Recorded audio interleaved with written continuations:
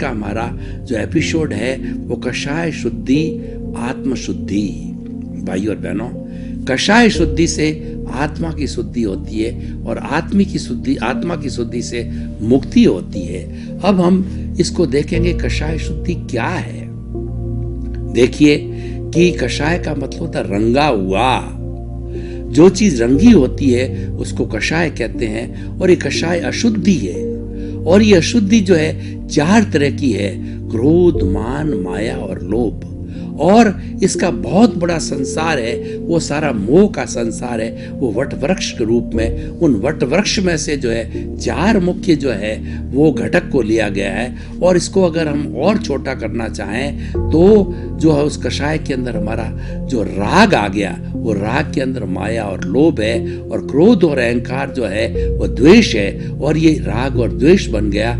तो ये राग द्वेष जो है हर धर्म वाले मानते हैं, जो आत्मा में विश्वास करते हैं, हर एक राग द्वेष को मानते हैं और हर एक ये मानता है। आज हम विश्वविद्यालयों में 55 तरह के धर्म दर्शन को पढ़ाते हैं और वो सारे आत्मा में विश्वास करने वाले हैं। आत्मा में जो विश्वास करता है वो कर्म में विश्वास करता है। और जहाँ कर्म की बात आती है वहाँ हमारी ये कषाय शुद्धि की बात आती है। ये कषाय जो अपने आप में एक अशुद्धि, इसको शुद्ध करने की बात आती है। तो कहने का अर्थ ये हुआ कि राग द्वेष को जीतना, राग द्वेष को शुद्ध, राग द्वेष जो है एक अज्ञान है।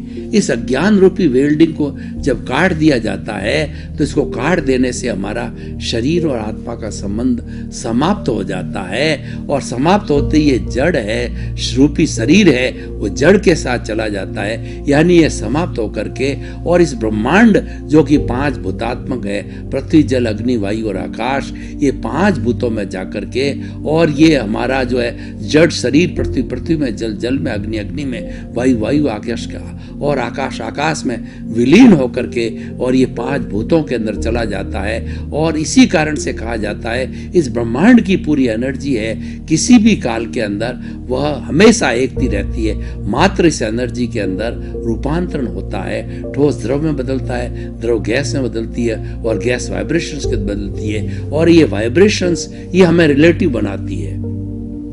सारे 84 लाख जीवा योनि के प्राणी जो है जड़ को साधन मान करके अपने अपने कर्मों के अनुरूप जो है इस ब्रह्मांड के अंदर जीवन यापन करते हैं। तो वो सारा जो होता है वह इस जो है इस जड़ के निमित्त के प्रभाव से होता है और अपने अपने जीवन का जो यापन करने के लिए उसका उपयोग किया जाता है। तो इसीलिए ये पूरा ब्रह्मांड है मुख्यतः 2 तत्वों से बना हुआ है, जड़ और चेतन। हम इस शरीर की बात करें तो ये जड़ और चेतन का मिश्रण है। और ये मिश्रण क्यों होता है? ये कषाय के कारण होता है। और कषाय अज्ञान है, कषाय अविद्या है, कषाय कर्म है। और इस कर्म की शुद्धि करना ही पुरुषार्थ है। जब कर्म को हटा दिया जाता है, इस अज्ञान को हटा दिया जाता है और उसके लिए हम ज्ञान से इसको हटाते हैं। अज्ञान को जीतने के लिए प्रतिरोधात्मक शक्ति है, वो ज्ञान है। और ज्ञान देने वाला होता है वो गुरु होता है। गुरु के लिए कहा जाता है गुरु। गु का मतलब होता है अंधकार, रू मतलब दूर करने वाला। हमारा गुरु ऐसा होता है जो अज्ञान रूपी अंधकार को दूर करता है। और वो अज्ञान क्या है? यही कषाय है, वही अज्ञान है। ये जन्म जन्मांतर से हमारी आत्मा के साथ जुड़ा हुआ है। इसी कारण ये बार बार शरीर धारण करता है, क्योंकि ये जड़ है, नए जड़ को पैदा करता है। राग द्वेष है, नए राग द्वेष को ज्यादा करता है। लेकिन जो मुख्य रूप से हमारी शुद्ध आत्मा है, जो आत्मशुद्धि की बात हम कह रहे हैं, वो तो जो है वो एक प्रेजेंस के रूप में है, वो एक एविडेंस के रूप में है, उसकी साक्षी है। वह तो अकर्ता है, वो तो शुद्ध अवस्था में, वो तो मुक्त अवस्था में है ही। लेकिन इस कषाय के आने के कारण इस शरीर के रूप के अंदर ये जन्मा है। और ये शरीर को पैदा करता है। जो सूक्ष्म शरीर है वो स्थूल शरीर को पैदा करता है। और हर बार ये प्रक्रिया चलती रहती है जब तक कि हम ज्ञान के द्वारा इस जो राग द्वेष को, इस कषाय को पूरा धो नहीं देते हैं। तो भाई और बहनों, अब हम देखते हैं ये कषाय का बंध कैसे होता है। देखिए, मनुष्य जीवन को लेवें तो मनुष्य जीवन के अंदर क्रियाकलाप के 3 बड़े घटक है। पहला तो है मन, दूसरा वचन और तीसरा काया। जो मन होता है इसके 2 कार्य होते हैं कि हमारी जो 5 इंद्रियां हैं ये कौन कौन सी 5 इंद्रियां हैं? स्पर्श रसन घ्राण चक्षु श्रोत्राणि इंद्रियाणि।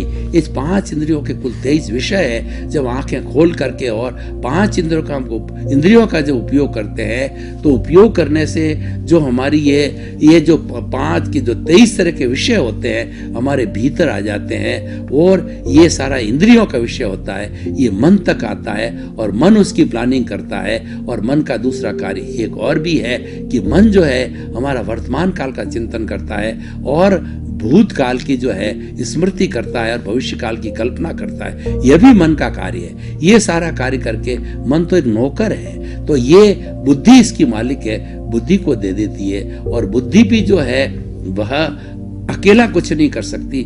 बुद्धि जो है वह भी जो चित्त के द्वारा बंधी हुई होती है। अगर सुबुद्धि होती है तो वो अच्छा निर्णय लेती है, कुबुद्धि होती है तो कषाय का निर्णय लेती है। तो इस तरीके से ये मन के काम है। और दूसरी जो है हमारा घटक है वो वचन है, जो मैं बोल रहा हूँ ये वाणी का है, तो इसमें वाणी के पुद्गल खींचे जाते हैं। और तीसरा होता है काया, ये शरीर है, तो ये शरीर भी एक पौद्गलिक है जो पूर्व जन्म के कर्मों के भुगतान के लिए ये जड़ शरीर मिला है। तो भाई और बहनों, मन वचन काया ये तीनों कोई भी प्रवृत्ति करते हैं तो इस पूरे ब्रह्मांड के अंदर अष्टस्पर्शी और चतुस्पर्शी 2 तरह के जो है परमाणु होते हैं। चतुस्पर्शी होते हैं, वो आंखों से दिखाई नहीं देते हैं, और कोई भी विज्ञान की कितनी भी बड़ी पावरफुल दूरबीन हो, इंस्ट्रूमेंट हो, इन चतुस्पर्शी कर्मों को नहीं देखा जा सकता है।